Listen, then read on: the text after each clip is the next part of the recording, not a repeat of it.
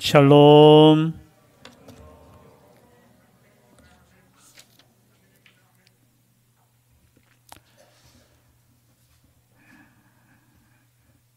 금주에 어떤 영상에서 그런 내용이 있더라고요. 아빠와 아버지가 통화하는 내용입니다. 아들이 초등학생인 것 같아요. 아빠에게 전화해서 아빠, 우리 차 뭐야? 그러니까 아빠가 우리 차 소나타지. 그러니까 보신 분은 보셨을 거예요. 그러니까 그 아들이 하는 말이 친구 아빠 차는 벤츠라던데? 또 묻습니다. 아빠, 우리 집 몇 평이야? 평이 뭔지도 모르겠지만, 그죠? 그러니까 우리 집 33평이야. 친구 집은 55평이라던데? 그리고 또 묻습니다. 아빠, 우리 부자야? 이 질문은 솔민이 솔찬이가 초등학교 때 똑같은 질문을 하더라고요. 아빠, 우리 부자야? 제가 어떻게 대답했겠습니까? 예, 저렇게 대답해야 되는데 저는 어떻게 했느냐면 우리 부자 아니야. 우린 가난한 사람이야. 목사가 부자가 되면 안 돼 하면서. 근데 아빠가 그 말을 듣고 난 이후에 우리 차 전기차야 하면서 이제 내용이 뭐냐면은 사실 이거 비밀인데 우리 엄청 부자야. 그러면서 설명하는 것이 아들의 이름을 부르면서 우리 집에는 누구누구가 있으니까 우리는 부자야. 그러니까 아이가 딱 깨달았는 것 같아요. 아, 그래? 하면서 웃으면서 나도 아빠가 있으니까 나도 엄청 부자겠네? 하면서 이야기가 정리되는 겁니다. 요즘 초등학생들이 묻는 게 그거예요. 생각하는 게 우리 집 몇 평이야. 여러분 초등학생들이 그죠? 그런 생각을 가지고 부자냐 아니냐 그걸 따지는 거. 여러분 부자이십니까 아니십니까? 제가 그것을 보면서 여러분 아니 이 아빠가 참 지혜롭잖아요. 우리 집에 누가 있기 때문에 이름이 뭐 휘원인가 제가 영상 그냥 한번 보고 지나가는 것이라서 여러분 내 속에 누가 있습니까? 여러분이 부자입니까 부자 아닙니까? 자, 그래서 영상 보면서 내 속에 누가 있느냐가 부자인 거예요. 내 속에 예수 그리스도가 없으면 우리는 어떤 사람입니까? 부자가 뭐 그런 거 아니고 우리는 죽은 사람이 되는 거예요. 그래서 오늘 본문의 말씀을 생각할 때 여러분 예수 그리스도를 믿으면서도 낙심이 될 때 있다라는 거예요. 고난을 당할 때 있고요. 고린도 전후서를 우리가 다 읽어보셨겠지만 고린도 교회는 사도 바울의 2차 전도 여행이죠.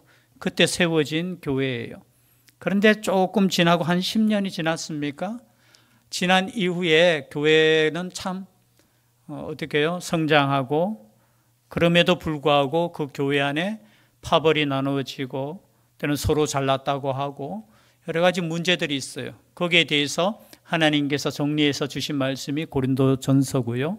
그로부터 약 한 6개월 지난 이후에 고린도 후서를 다시 기록하게 되어집니다. 그 주제가 뭐냐? 다른 주제도 있지만요. 당시 사도 바울은 이 고린도 교회의 거짓 교사들로부터 쉽게 말해서 교회의 어지럽힘을 당하는데 그 내용 중에 하나가 뭐냐? 야, 사도 바울은 진짜 사도가 아니지 않느냐? 사도라고 하면은 예수님의 그죠 12 제자들 그분들이 사도지. 내가 볼 때는 이 사도 바울은 어디에서 왔어? 그런데 여러분 보십시오. 복음을 누구한테 받았습니까? 고린도 교회가 사도 바울에게 받았어요. 그리고 믿음을 가졌잖아요. 그러함에도 불구하고 안타까운 것은 뭐냐? 그 교회 안에서 사도 바울을 인정하지 않는 사람들이 나오는 거예요. 내가 생각할 때는 베드로가 더 사도지. 아니야. 보니까 아볼로가 설교하는데 보니까 더 잘하던데? 이것은 인간적인 생각들이죠. 그러면서 고린도후서 1장 1절부터 시작해서 하는 말씀이 뭐냐? 하나님의 뜻으로 1장 1절이에요. 고린도후서. 하나님의 뜻으로 말미암아 그리스도 예수의 사도된 바울과 형제 디모데는 고린도에 있는 하나님의 교회와 또 온 아가야에 있는 모든 성도에게 이 편지를 보낸다는 거예요. 자신이 사도된 것은 누구의 뜻이라고요? 하나님의 뜻으로. 여러분, 이 말씀이 참 어떻게 보면 자랑스러운 말씀인 동시에 이 말씀을 기록해야 될 이유가 뭐냐? 나는 하나님의 뜻으로 사도가 되었다라는 거예요. 아니, 자신이 세운 그 교회 성도들 앞에서 내가 진짜 사도다라는 것을 말해야 된다는 거예요. 그러시면서 3장에 보면은 나는 새 언약의 일꾼들이다. 우리는 새 언약의 일꾼들. 그런데 당시에 고린도 교회 안에 거짓 교사들의 특징이 뭐냐? 유대인들 중에 그죠? 율법을 주장하면서 그런 거짓 교사들이 들어오는 거예요. 그래서 나는 새 언약의 일꾼들이다 하면서 새 언약의 일꾼은 어떠냐? 오늘 1절이에요. 4장 1절. 그러므로 우리가 이 직분이 뭡니까? 사도와 새 언약의 직분을 받아 긍휼하심을 입은 대로 뭐하지 아니하고 낙심하지 아니하고. 여러분, 예수 그리스도를 믿는 사람 가운데 가장 위험한 게 뭐냐? 낙심이라는 거예요. 낙심이 뭡니까? 낙심. 그냥 사전적인 용어로는 그냥 용기를 잃다, 지치다, 실증나다, 쇠퇴하다 그런 뜻이 있더라고요. 헬라 그 원문에 있는 해석에 따라서 낙심이 뭐라고요? 용기를 잃는 겁니다. 낙심이 뭐라고요? 지치는 거예요. 낙심이 뭐라고요? 실증 나는 거예요. 실증 나는 거. 선한 일을 하다가도 실증이 나는 거. 낙심이 뭐라고요? 쇠퇴하는 거. 여러분, 그러나 하나님께서는 항상 우리에게 말씀하십니다. 갈라디아서 6장 9절에도 말씀하셔요. 우리가 선을 행하되 낙심하지 말지니 포기하지 아니하면 때가 이름에 거두리라. 선을 행하다가도 우리가 낙심할 수 있습니까? 없습니까? 낙심이 돼요.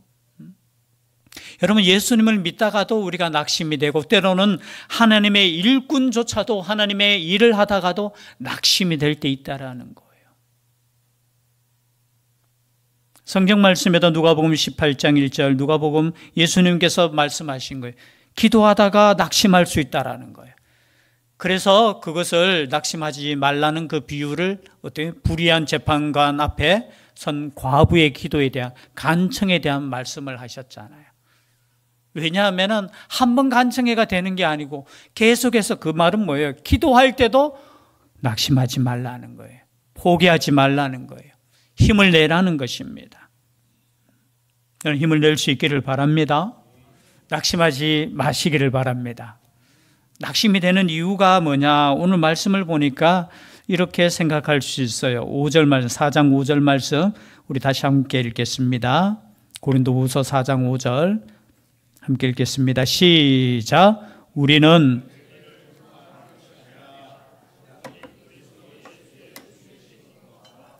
또 예수를 위하여 우리가 너희의 종이 된 것을 전파함이라.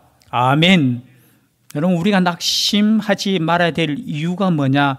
오직 그리스도의 예수를 전하는 거예요.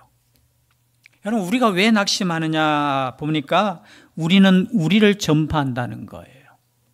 여러분, 우리의 인생에 있어서 우리 자신이 목적이 된다면 우리는 낙심할 수밖에 없어요. 여러분, 비교하면 낙심이 됩니까? 안 됩니까? 낙심되죠. 누구는 보니까 야, 이만큼 잘 되었는데 나는 이렇게. 그러나 여러분, 우리의 삶의 목적을 분명하게 하셔야 되는 거예요. 예수님을 믿는 사람은 천국 가는 사람들이에요. 천국. 아멘입니다. 근데 여러분, 천국 가는 것만이 목적이 아니에요. 천국 간다면 여러분, 우리가 예수님을 믿는 순간, 죄송해요, 우린 죽어야지만 천국 가잖아요. 그죠? 현재는. 그러면 여러분, 믿는 순간 그냥 사라지든지 휴거되든지 그죠? 올라가든지. 그렇지 않아요. 이 땅에 우리는 여전히 남아있어요. 그건 무엇 때문입니까? 우리의 삶의 목적이 있다라는 거예요. 변화된 그 목적이 뭐냐? 오늘 방금 읽었던 우리를 전파하는 것이 아니라 오직 그리스도 예수의 주 되신 것을 전파하는 겁니다. 여러분, 이 삶의 목적을 둔 사람은 낙심하지 않아요. 그렇지 않습니까? 내 삶을 통해서 내 형편이 어떠하든지 나를 통해서 하나님이 영광 받으시고 예수님이 드러난다면 그 삶보다 값진 삶이 없다라는 거예요. 그런데 여러분, 그 삶이 어떻게 드러납니까? 우리 고3들 시험 쳤습니다. 예를 들어서 야, 합격하면 영광이 드러납니까? 할렐루야. 합격하면 영광이 드러난다. 아멘 하셔야 되죠. 고3들 아멘이죠. 근데 만약에 떨어지면 영광이 되지 않습니까? 가려집니까? 고3들 자신이 없어? 진짜 영광은 뭐냐? 지금 떨어지고 붙는 거예요. 합격할 줄 믿습니다. 일단 선포해놓고, 떨어져도 여전히 내가 하나님을 예배하고 믿음 가운데 있는 것이 하나님께 더 영광이 되는 줄 믿습니다. 아니, 예수님 믿는 사람이 하나 실패했다고 낙심해서 막 하나님 있네 없네, 하나님이 살아계시네 마네, 나와 함께 하시네 마네. 여러분, 진짜 영광은 우리가 고난당하고 우리가 낙심의 위치에 있을 때 여전히 믿음을 변하지 않는 것, 그 믿음 가운데 있는 것. 근데 그것이 뭐예요? 우리를 전파하는 것이 아니라 오직 예수 그리스도 예수의 주 되신 것과 또 예수를 위하여 우리가 너희의 종된 것을 전파함이라. 참, 이 말은 어떤 말씀이냐? 앞에 나와 있어요. 고린도후서 1장 11절 앞에 있으니까 한번 1장 11절 함께 읽겠습니다. 시작. 너희도 우리를 위하여 간구함으로 도우라. 이는 우리가 많은 사람의 기도로 얻은 은사로 말미암아 많은 사람이 우리를 위하여 감사하게 하려 함이라. 또 하나 더 읽겠습니다. 24절, 1장 24절, 고린도후서 1장 24절 함께 읽겠습니다. 시작. 우리가 너희 믿음을 주관하려는 것이 아니요 오직 너희 기쁨을 돕는 자가 되려 함이니 이는 너희가 믿음에 섰음이라. 어떤 사람들이 이렇게 오해하는 거예요. 야, 바울이 우리를 그냥 올가매어가지고 우리를 지배하고, 그것이 아니라는 거예요. 그런 오해를 받았다는 거예요, 여러분. 여러분, 참 안타까운 게 뭡니까? 열매가 있다 없다 보다 인정받지 못할 때 가장 힘들잖아요. 그렇지 않습니까? 여러분, 남편들, 남의 편, 여러분 가장 힘들 때가 언제겠습니까? 아내가 인정하지 않을 때. 다른 사람은 몰라도 마찬가지예요. 그러면서 하는 말이 너희들의 믿음을 주관하는 거 아니다. 여러분, 죄송해요. 하나님의 일꾼들은 돕는 자예요. 돕는 자. 오늘 그 말씀이 이 말씀이에요. 우리를 전파하는 것도 아니고 또 예수를 위하여 우리가 너희의 종된 거. 여러분, 종이라는 신분, 이 당시에는 종이라는 신분이 얼마나, 그죠? 나는 종이야. 너희들을 위해서 내가 종된 것뿐이야. 저는 이 마음을 가진 사람은 낙심이 되지 않아요. 종된 마음으로 섬기는 마음. 또 하나 우리가 낙심되지 않게 위해서는 7절 말씀입니다. 오늘 읽는 말씀이죠. 우리가 이 보배를 질그릇에 가졌으니 이는 심히 큰 능력은 하나님께 있고 우리에게 있지 아니함을 알게 하려 함이라. 이 보배를 어디에 가졌다고요? 질그릇 같은 나에게. 그리고 내 속에 있는 뭘 가졌다고요? 보배. 여러분, 자신의 집에 있어서 가장 보배가 뭡니까? 옛날에는 불났을 때 들고 나오는 게 가장 보배잖아요. 그죠? 옛날에는 그랬잖아요. 그죠? 집문서 들고 나오든지 가장 귀한 거. 그래서 옛날에 우리 청년회 때 야, 가장 귀한 건 뭐냐? 서로 성경 공부하면서 그래도 양심상 첫 번째 성경책 들고 나온다. 뻥이야, 뻥. 왠지 아십니까? 성경책요, 서점에 가면 많이 팔아요. 과거에 비해서 이 성경책조차도 모르겠어요. 여러분이 얼마나 귀하게 여러분 딱 집에 가셔가 다 보관하면 딱 보관해 놨다가 이 말씀이 가장 귀한 줄 믿습니다. 근데 이 보배가 뭐예요? 이 보배 예수 그리스도죠. 이 보배가 뭡니까? 예수 그리스도에 대한 소식, 복음이지요. 여러분 이 복음을 질그릇 같은 나에게 가졌다라는 거예요. 그렇기 때문에 내가 가장 귀한 몸이라는 것을 깨달을 수 있기를 바랍니다.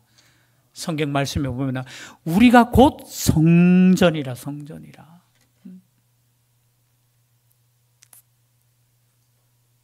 디모데전서에도 나오는 말씀이죠. 디모데후서입니까? 그죠? 이 큰 집에는 무엇이 있어요? 금그릇도 있고 은그릇도 있고 나무그릇도 있고 그리고 제일 마지막에 나오는 것이 질그릇이 나오더라고요. 아마 귀한 거 순서대로 금그릇, 은그릇, 저는 은그릇이죠. 그죠?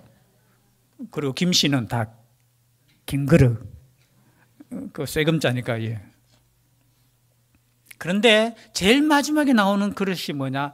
질그릇이 나오더라고요. 즉 말해서 우리 인생 가운데 질그릇의 특징은 뭐냐? 귀하지 않다라는 거예요. 또 질그릇의 특징이 뭡니까? 떨어뜨리면 깨지기 쉬워요. 그냥 자주 사용하다 보면은 금이 가고. 그런데 질그릇 같은 나에게 뭐가 있다? 보배가 있다라는 겁니다. 이 보배를 다 소유한 줄 믿습니다. 이 보배를 소유한 사람은 우리가 마태복음의 13장에 나오는 것처럼 자기의 모든 것을 다 팔아서 이 보배를 사는 거예요. 다른 사람은 몰라. 어떤 또 진주장사는 자신의 모든 것을 팔아서 가장 자신이 생각하는 그 값진 진주를 사는 거예요. 여러분 내 속에 지금 뭐가 있느냐라는 거예요. 내 속에 예수 그리스도가 없고 내 속에 별로 귀하지 않는 거, 귀하지 않는 거, 그거 바라보면서 그거 없어서 때로는 실족하고 그거 없어서 실망하고 낙심하고 좌절하고. 그래서 오늘 말씀을 여러분 가슴에 새기며 우리가 사방으로 우겨삼을 당해요. 우겨삼이라는 것은 포위당하는 거예요. 때로는 여러분 이런 경험이 있지 않습니까? 그리고 답답한 일을 당하여도 낙심하지 아니하면, 여러분 답답한 일을 당할 수 있다라는 거예요. 그러니까 여러분 낙심하지 않다는 거예요. 박해를 받아도 버림바 되지 아니하며. 이 당시에는 여러분 박해를 받았잖아요. 순교 이야기 여러분 교회사를 공부해 보면 참 은혜가 돼요. 얼마나 신앙을 지키기 위해서 때로는 어떤 소녀가 소 그냥 소 거기에 던져 넣은, 그러니까 얼마나 그저 소가 들이받고 그냥 믿음을 지키기 위해서 박해를 받아도 믿음을 버리지 않았다는 거. 거꾸로 띠을 당하여도 망하지 아니하고 우리가 항상 예수의 죽음을 몸에 짊어짐은 예수의 생명이 또한 우리 몸에 나타나게 하려 함이라.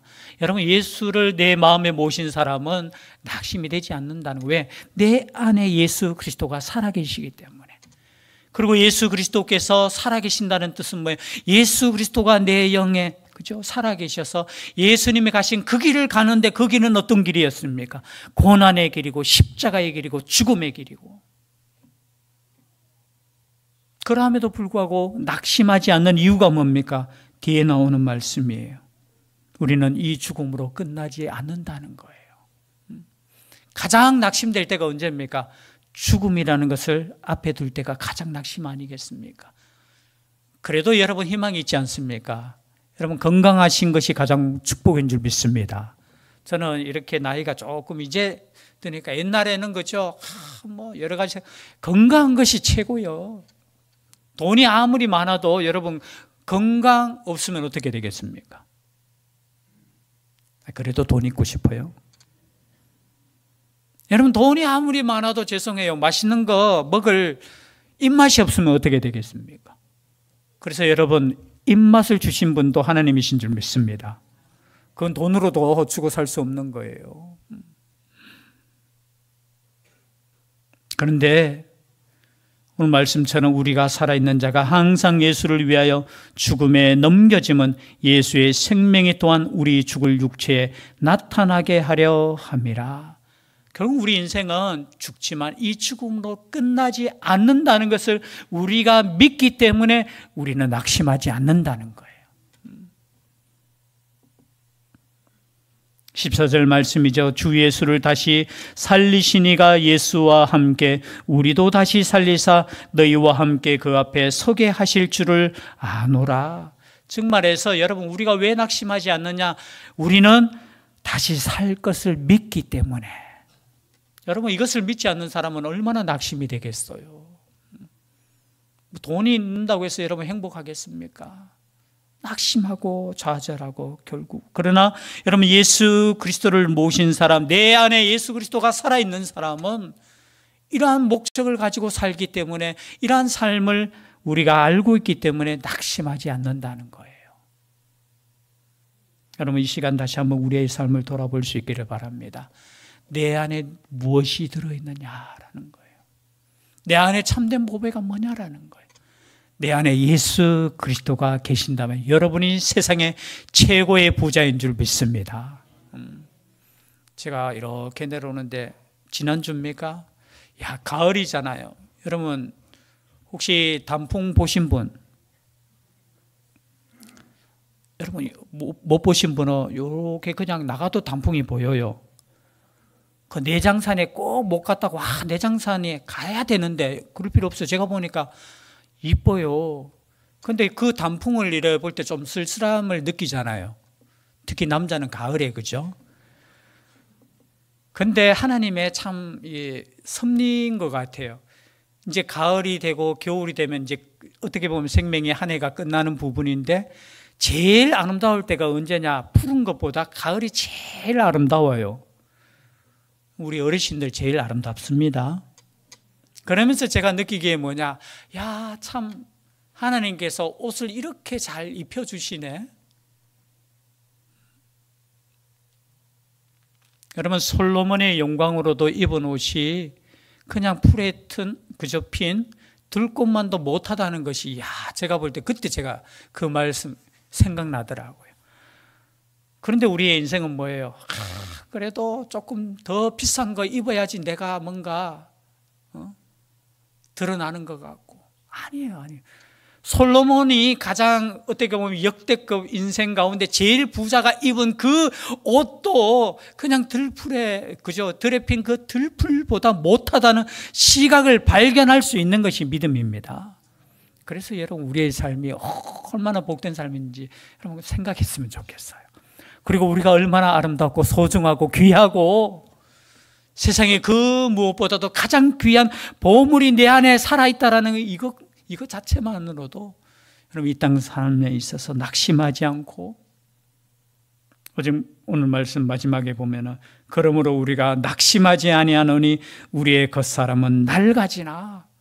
우리의 겉사람은 낡아집니까? 안 낡아집니까? 낡아져요. 저는 요즘 축구하면서 계속해서 낙심이 돼요, 사실은. 아니, 나이가 먹으니까 공을 옛날에는 10m 날아갔는데 이제 차면 5m밖에 안 날아가지요. 또 공 조금만 세게 차도 다리가 아파가지고 한 주 쉬어야 되고. 우리의 육신은 날마다 어떻게 됩니까? 오늘 말씀처럼 겉사람은 낡아집니까? 안 낡아집니까? 낡아져요. 그것 때문에 여러분 낙심하지 마시기를 바랍니다. 왜냐하면 우리의 속사람은 날로 예수 그리스도 때문에 새로워지기 때문에. 여러분, 그런 역사가 우리의 삶 가운데 있기를 주의 이름으로 축복합니다. 기도드리겠습니다. 사랑의 하나님,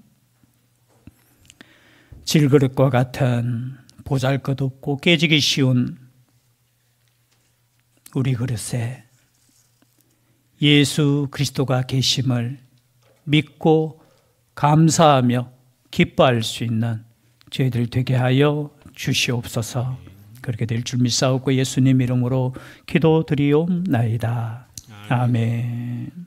말씀의 위탁을 드립니다. 천국의 시민권을 선물로 얻으신 성도 여러분, 오늘 들은 말씀을 나가서 전파하며 복음의 증인되어 사십시오. 아멘. 이제부터 성도로서 말씀에 순종하는 삶을 살도록 힘쓰겠으며 나가서 복음 전하며 성도답게 살겠습니다. 아멘. 아멘.